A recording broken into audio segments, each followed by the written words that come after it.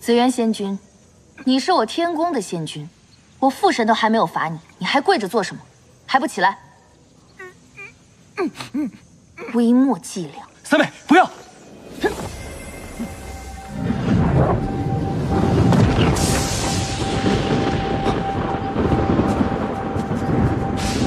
这天雷上君是吃了雄心豹子胆吧？怎么敢在此时给大泽府下天雷呢？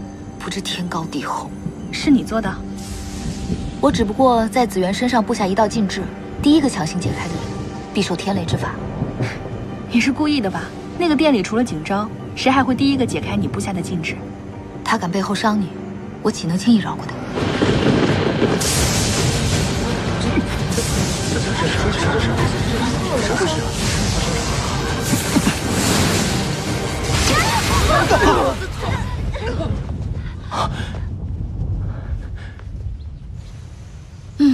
这个时候我发现上神的身份还是有些用处的。你这个人呀，最是长情护短。我缓过来了，咱们去找博学吗？走。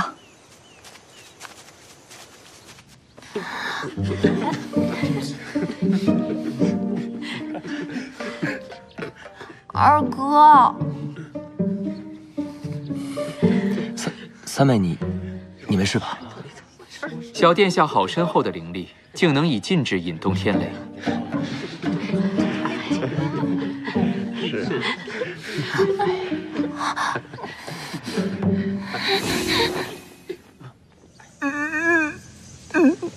上君，景昭他年轻气盛，言行鲁莽，还请您。公主性子直爽，无妨。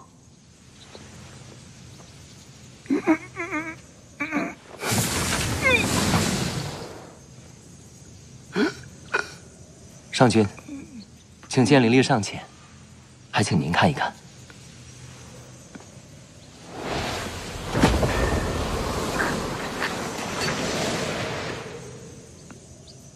连你也解不开。解刀是解得开，只是这后池上神留下的禁制灵力极强，以本君现在的修为，如果强行解开的话，恐怕只能保住紫渊上君一半的灵力。您在仙界的灵力数一数二，若您都只能保住紫渊上君一半的灵力，旁人恐怕也没有办法。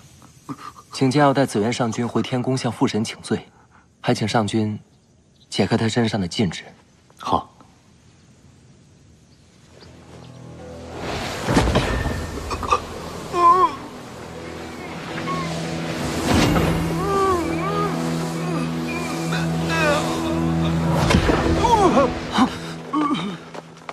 师父，师父。